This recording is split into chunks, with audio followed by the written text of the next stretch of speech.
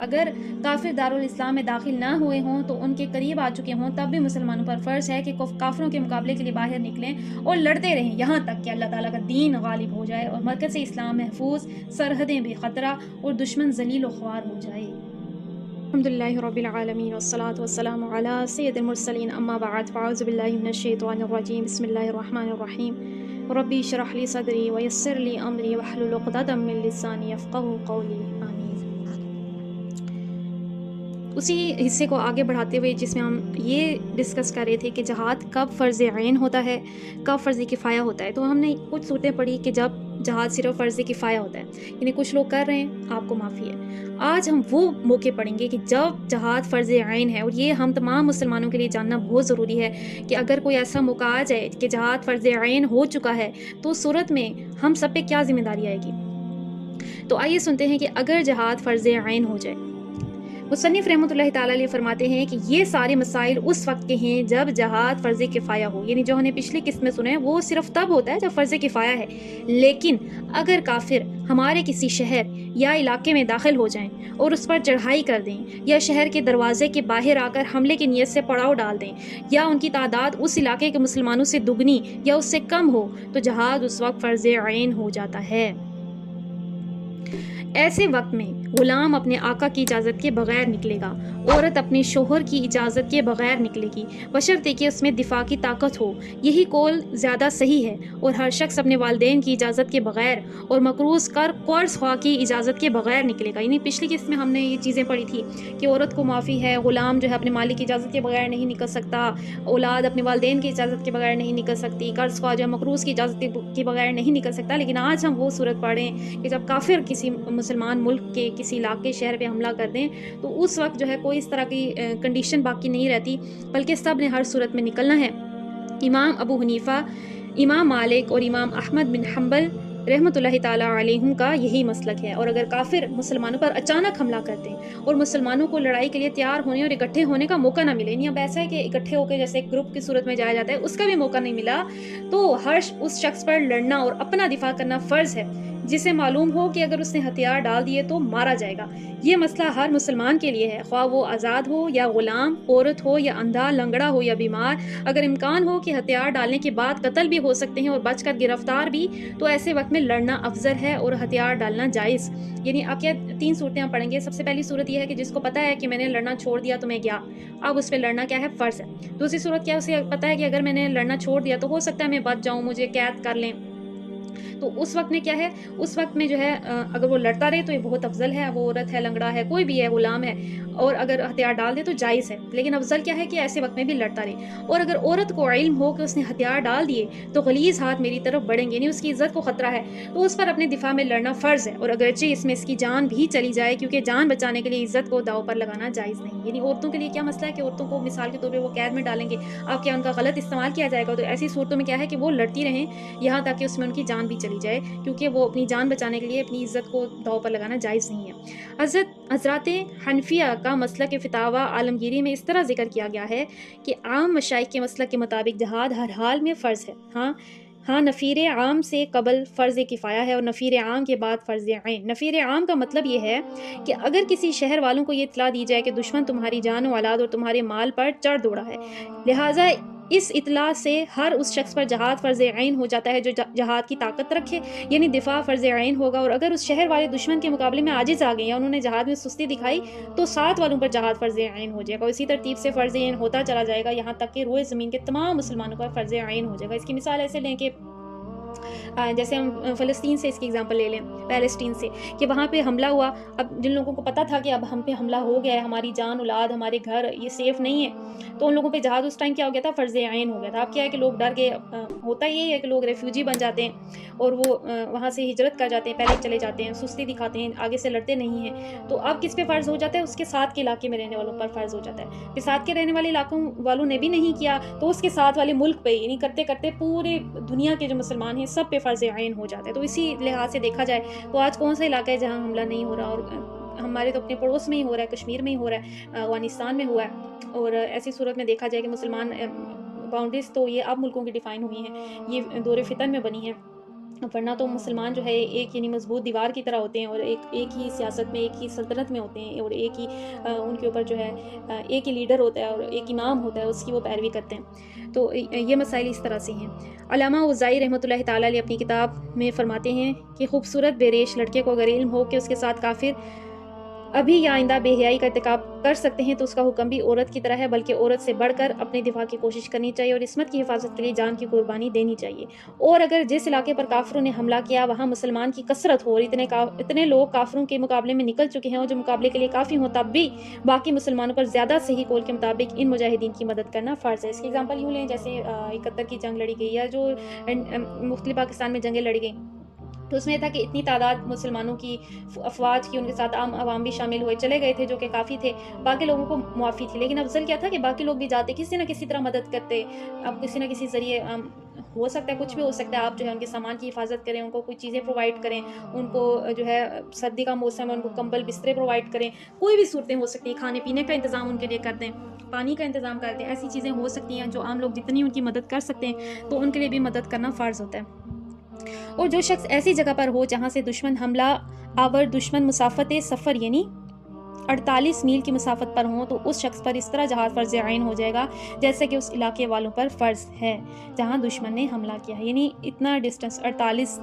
کا جو ڈسٹنس ہے، اتنے علاقے میں اس کے ارد گرد سراؤنڈنگ میں جو بھی ہے ان سب پر بھی اسی طرح سے فرض عین ہے۔ علامہ ماوردی رحمۃ اللہ تعالیٰ علیہ فرماتے ہیں کہ یہ اس وجہ سے ہے کہ کافروں کے حملے کے بعد اب یہ جہاد دفاعی ہو چکا ہے، اقدامی نہیں رہا، یعنی ایک تو ہوتا ہے نا اقدامی جو ہم نے پہلے پڑھا کہ خود آگے بڑھ کے کافروں کے ملک پہ حملہ کیا جائے، لیکن اب کیا ہے، ڈیفنس والا ہے، اب یہ دفاعی ہے۔ اس وجہ سے ہر اس شخص پر فرض ہوگا جو اس کی طاقت رکھتا ہو، تاکہ مسلمان کے علاقے ان کی جان و مال کا دفاع کیا جا سکے، جو کہ فرض ہے۔ اور جو شخص اس علاقے سے جس پر کافروں کا حملہ ہوا ہے مسافت یعنی اس 48 میل سے کم ہو دوری پر ہو، تو اس پر فرض ہے کہ وہ فوراً اس شہر کی طرف جہاد کے لیے روانہ ہو، اگرچہ وہ خود اس شہر یا اس کے آس پاس کا رہنے والا نہ ہو، اور اگر اتنے زیادہ لوگ جا چکے ہیں جو دشمن کے لیے کافی ہیں تو باقی لوگوں سے فرضیت تو ساقط ہو جائے گی، لیکن وہ نہ جانے کی صورت میں اجر عظیم اور بے انتہا ثواب سے محروم رہ جائیں گے۔ یعنی اتنا یہ عظیم کام ہے اور اتنا اس کا اجر ہے، انشاءاللہ عز و جل ہم آگے جا کے وہ مجاہدین کے لیے، اللہ کے راستے میں شہید ہونے والوں کے لیے جو نعمتیں ہیں اللہ تعالیٰ کی، ان کا تذکرہ سنیں گے۔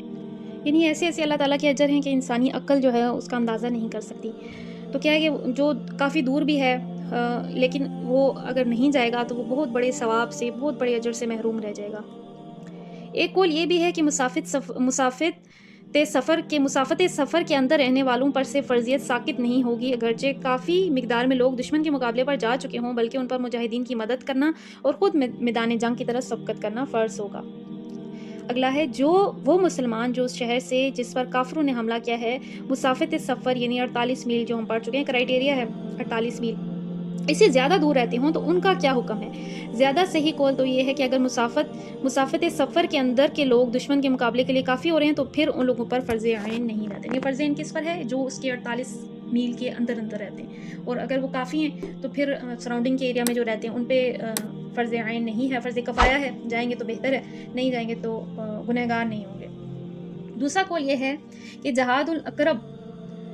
فلا اقرب کی ترتیب سے فرض ہوتا چلا جائے گا، یعنی اس میں کسی مسافت وغیرہ کی قید نہیں ہے، بلکہ قرب والوں پر، پھر اس کے بعد والوں پر، پھر ان کے بعد والوں پر فرض ہوتا چلا جائے گا، یہاں تک کہ یہ خبر آ جائے کہ کافروں کو شکست ہو گئی ہے اور وہ مسلمانوں کا علاقہ چھوڑ کر بھاگ گئے ہیں۔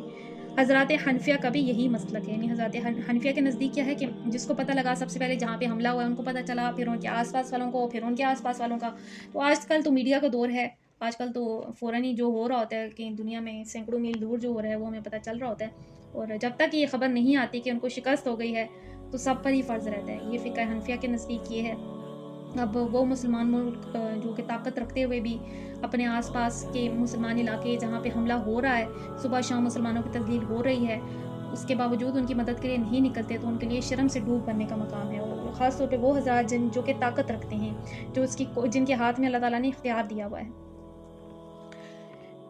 جو شخص لڑائی والے شہر میں مسافت سفر کے اندر ہوگا، اس پر جہاد کی فرضیت کے لیے سواری کی کوئی شرط نہیں ہے۔ البتہ مسافت سفر سے دور ہو تو بعض حضرات سواری کو شرط قرار دیتے ہیں، جبکہ بعض حضرات فرماتے ہیں کہ ایسے سخت حالات میں سواری کی کوئی شرط نہیں ہے، البتہ توشے کا ہونا جہاد کی فرضیت کے لیے شرط ہے، کوئی قریب ہو یا دور۔ اب مسافت دیکھی جائے تو یعنی کہ وہ ٹریول کس طرح سے کرے گا؟ اب کوئی ایسا علاقہ ہے کہ اتنا سفر ہے کہ بس گاڑی پہ عام پہ ہو جائے گا اور اس کے پاس اس کا سامان موجود ہے۔ دوسرا یہ ہے کہ دوسرے ملک میں ہے، اس کی مثال یوں لے لیں جیسے فلسطین میں حملہ ہوا تو ہم عام لوگ اس کی سفر کو یعنی ہم اس کے وہاں کا سفر نہیں کر سکتے۔ ویسے ہی دیکھا جائے تو ہمارا تو پاسپورٹ پہ ہی وہاں پہ جانا لکھا ہوتا ہے، کلیئرلی لکھا ہوتا ہے کہ اسرائیل کے لیے کے علاوہ یہ ہر ملک کے لیے چل سکتا ہے، تو وہاں پہ تو ویسے ہی ہم جا ہی نہیں سکتے، یعنی ایسی جگہیں ہیں جہاں پہ جا نہیں سکتے۔ لیکن اپنے قریب دیکھا جائے، کشمیر کو دیکھا جائے، جہاں پہ جو ہے جایا جا سکتا ہے، تو اس میں صرف توشے کو کہتے ہیں، یعنی آپ کے پاس اتنا پیسہ موجود ہے جو کہ آپ کو وہاں پہ سفر کے لیے بھی کافی ہو جائے گا اور وہاں پہ آپ کو کھانے پینے کا بھی سامان ہو جائے گا اور وہاں پہ لڑنے کے لیے بھی کافی ہو جائے گا، تو اس صورت میں پھر کوئی شرط نہیں ہے قریب یا دور کی۔ آگے فرماتے ہیں اگر کافر مسلمانوں کے ملک میں ان کے شہر و بادیوں سے دور بیابانوں یا پہاڑوں میں داخل ہو جائیں تو ان کا کیا حکم ہے؟ یعنی اب کیا ہے کہ ایسا ہے کہ مثال ایسے لی جائے، مثال کے طور پہ افغانستان کی آبادی تو کہیں دور ہے، لیکن کہیں دور کہیں پتہ چلا ہے کہ پہاڑی علاقے میں کافر جو ہیں امریکہ کی فوج فار ایگزامپل آ گئی ہے، تو اس کا کیا حکم ہے؟ امام الحرمین رحمۃ اللہ تعالیٰ علیہ نقل فرماتے ہیں کہ دارالاسلام کے کسی بھی حصے میں داخل ہونا ایسا ہی ہے جیسے کسی شہر میں داخل ہونا، اس لیے کہ ان کو نکالنے کے لیے جہاد فرض عین ہوگا۔ لیکن خود امام الحرمین کا رجحان اس طرف ہے کہ جن علاقوں میں کوئی آباد ہی نہیں ہے ان کے لیے لڑائی کرنا اور خود کو تکلیف میں ڈالنا مناسب نہیں ہے۔ علامہ نووی رحمۃ اللہ تعالیٰ علیہ فرماتے ہیں کہ امام الحرمین کا یہ رجحان قطعاً درست نہیں ہے، بھلا یہ کیسے ممکن ہے کہ مسلمان دفاع کی قوت رکھتے ہوئے بھی کافروں کو دارالاسلام کے کسی حصے پر قبضہ کرنے کی اجازت نہیں؟ کوئی ایسا فار ایگزامپل پہاڑی علاقہ ہے، وہاں پہ نیچرل ریسورسز ہیں، کوئی ایسی چیزیں اب کافر وہاں آ گئے، تو یہ فرماتے ہیں کہ ایسا نہیں ہے کہ مسلمان جو ہے خود کو اس کے لیے تکلیف میں نہ ڈالیں، بلکہ وہ اسلام کا دارالاسلام کا حصہ ہے، اس پہ کیسے ان کو قبضہ کرنے دیا جائے؟ اپنا تو کوئی گھر کا تو 1 انچ بھی نہیں دیتا، تو اپنی اسلامی ایک ریاست ہے، اللہ کے دین کی کا ایک حصہ ہے اتنا بڑا، تو وہ کیسے ہم کفار کو لینے دیں؟ علامہ قرطبی رحمۃ اللہ تعالیٰ علیہ اپنی تفسیر میں لکھتے ہیں کہ اگر کافر دارالاسلام میں داخل نہ ہوئے ہوں تو ان کے قریب آ چکے ہوں، تب بھی مسلمانوں پر فرض ہے کہ کافروں کے مقابلے کے لیے باہر نکلیں اور لڑتے رہیں یہاں تک کہ اللہ تعالیٰ کا دین غالب ہو جائے اور مرکز اسلام محفوظ، سرحدیں بے خطرہ اور دشمن ذلیل و خوار ہو جائے۔ یہی مطلب ہے کہ علامہ بغوی رحمۃ اللہ تعالیٰ علیہ کے اس قول کا کہ اگر کافر دارالاسلام میں داخل ہو جائیں تو قریبی لوگوں پر جہاد فرض عین ہو جاتا ہے اور دور والوں پر فرض کفایہ رہتا ہے، بشرطیکہ کہ قریب والے مقابلہ کر رہے ہوں اور کافی ہو رہے ہوں۔ ایسا کہیں بھی نہیں ہو، آج تک دیکھا جائے ہم نے جس دنیا میں آنکھ کھولی ہے وہاں پہ مسلمان لڑتے ہیں اور کافی نہیں ہوتے، اور اینڈ میں کیا ہوتا ہے کہ وہ مارے جاتے ہیں، اور اس کا نتیجہ یہی ہے کہ سب پہ فرض عین تھا، انہوں نے ادا نہیں کیا اور وہ سب گنہگار ہوئے۔ تو اللہ تعالیٰ ہم سب کو معاف فرمائے۔ یہ مسئلہ پہلے بھی گزر چکا ہے، واللہ عالم۔ تو یہاں پہ مزید یہ فرماتے ہیں کہ مزید جو ہے دعوت دی جاتی ہے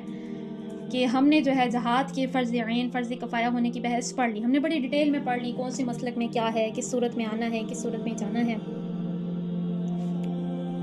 تو اب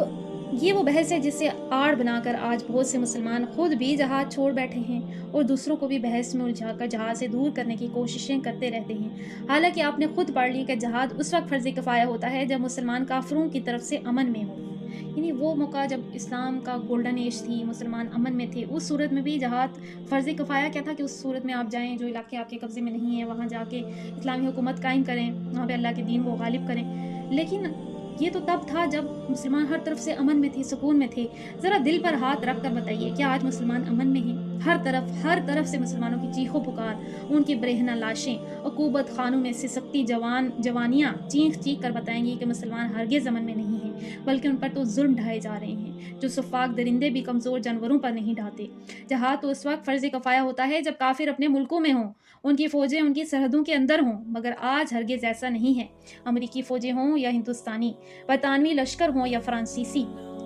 سربیانی درندے ہوں یا اسرائیلی، ایتھوپیا کے کالے کافر ہوں یا اقوام متحدہ کی وردی میں پہنے گورے کافر، یہ سب کے سب ہماری سرحدوں کے اندر گھس کر ہمارے علاقوں پر قبضہ جمائے بیٹھے ہیں اور انہوں نے پوری دنیا میں مسلمانوں کا جینا دوبھر کر رکھا ہے۔ تو کیا اب بھی جہاد فرض کفایہ ہے؟ امریکی راکٹ اسلامی عمارت اسلامی پر گر رہے ہیں، برطانوی جہازوں کی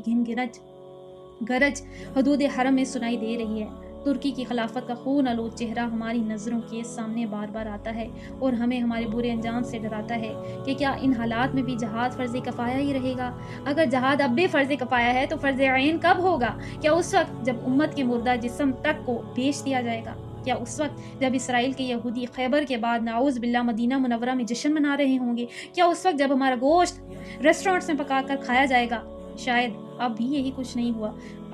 نہیں ہوا، ورنہ تو سب کچھ ہو چکا ہے۔ ہماری زندہ مسلمان بہنوں کے ساتھ شہید ہونے والیوں تک کو نہیں بخشا گیا، ہمارے بچوں کے سروں سے فٹ بال تک کھیلی جا چکی، یعنی برما میں کیا کچھ نہیں ہوا، شاعر اسلام کو دنیا میں ذلیل و رسوا کیا جا رہا ہے۔ چلیے تھوڑی دیر کے لیے آنکھیں بند کر کے دل تھام کر یہ مان لیجیے کہ جہاد فرض کفایہ ہے، تو ذرا بتائیے کہ یہ کفایہ آج کون ادا کر رہا ہے؟ فرض کفایہ جہاد کا مطلب تو یہ ہے کہ مسلمان خود جا کر کافروں کے ملک پر حملہ کریں۔ یہ حملہ آج دنیا میں کہاں ہو رہا ہے؟ فرض کفایہ میں تو مسلمانوں کے لشکر حملہ کرتے ہیں، آج خود ہم پر حملے ہو رہے ہیں۔ فرض کفایہ جہاد میں تو مسلمانوں کے مسلح لشکر کافروں کو اسلام کی دعوت دیتے ہیں، مگر آج تو ہمارے ملکوں میں ہماری نسلوں کو مرتد بنایا جا رہا ہے، یعنی کہ بالکل اسلام سے ہی پھیر دیا گیا ہے۔ فرض کفایہ جہاد میں تو مسلمان کافروں میں جا کر کہتے ہیں کہ اگر اسلام قبول نہیں کرتے تو اسلام کے اقتدار اعلیٰ کو تسلیم کر لو اور ہمیں جزیہ دے کر امن سے رہو، مگر آج تم خود کافروں کو جزیہ دیتے ہیں، اقوام متحدہ کی سلامتی کونسل کی شکل میں ان کے اقتدار اعلیٰ کو تسلیم کرتے ہیں، اور پھر بھی ہمیں امن کی بھیک نہیں ملتی۔ معلوم ہوا کہ فرض کفایہ بھی ادا نہیں ہو رہا، جس کی وجہ سے آج پوری امت ذلت و پستی کا شکار ہے اور کافر قوتیں اسے نوچ نوچ کر کھا رہی ہیں۔ اے مسلمانوں، اب اس بحث کا وقت نہیں رہا کہ جہاد فرض عین ہے یا فرض کفایہ، اب تو جہاد ہر فرض سے بڑا فرض اور ایسا فرض ہے جس پر ہماری زندگی، ہمارا ایمان، ہماری نسلوں کا ایمان موقوف ہے۔ تم اس سے فرض عین سمجھو یا فرض کفایہ، تمہارے دشمنوں نے تمہیں مٹانا اپنے اوپر فرض کر رکھا ہے، وہ اپنی فوجیں لے کر میدان میں اتر آئے ہیں۔ کل تک مسلمانوں کے پاس مرکزیت کا فقدان تھا، آج الحمدللہ افغانستان میں اسلامی امارت قائم ہو چکی ہے۔ اے محمد عربی کے سپاہیوں، آج اسلام کی عزت کا مسئلہ ہے۔ تمہاری غیرت کس طرح یہ گوارا کرتی ہے کہ جس علاقے کو تمہارے نبی پاک نے اپنے پاک خون اور پسینے سے بہا کر آزاد کرایا تھا، اب بھی وہ یہودیوں کی دسترس میں ہے۔ فضول لفظی بحثیں چھوڑو، زمین پر دیکھو، کفر تمہیں چیلنج کر رہا ہے، اور آسمان کی طرف دیکھو، رب کے فرشتے تمہارے ساتھ لڑنے کو منتظر ہیں۔ اللہ تعالیٰ سے دعا کرتے ہیں کہ جو ہم نے سنا اس سے ہمارے دلوں پر اثر انداز ہونے کی توفیق عطا فرمائے، ہماری افواج اور وہ جو اس وقت حکمران ہیں ہم پہ، اللہ تعالیٰ ان کو بھی یہ چیزیں سمجھنے کی توفیق عطا فرمائے، ان کو حکمت عملی کے ساتھ فیصلہ لینے کی توفیق عطا فرمائے، اور جو ملک طاقت رکھتے ہیں، قوت رکھتے ہیں، اتنی طاقت رکھتے ہیں کہ ان علاقوں کو جو قید ہیں ان کو چھڑا سکیں کفار کے اثر سے، اور نہیں چھڑا دے، تو اللہ تعالیٰ ان کو ان میں جو ہے ان کے دلوں میں جہاد کے جذبے کو جگائے اور ان کو یہ فرض ادا کرنے کی توفیق عطا فرمائے، اور ہم سب کے دلوں میں جہاد کا ذوق و شوق عطا فرمائے۔ آمین بجاہ النبی الامین صلی اللہ تعالیٰ علیہ وآلہ وسلم۔